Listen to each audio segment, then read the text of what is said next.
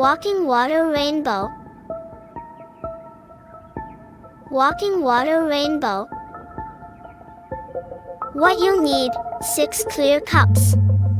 Water. Food coloring, red, yellow, blue. Paper towels. Step 1. Fill 3 cups with water and add food coloring, red, yellow, blue. Step 2. Arrange empty cups between the full cups. Step 3. Fold paper towels into strips and place them between each cup, half in water, half in empty cup. Step 4. Watch the water, walk, and mix to create green, orange, and purple in the empty cups.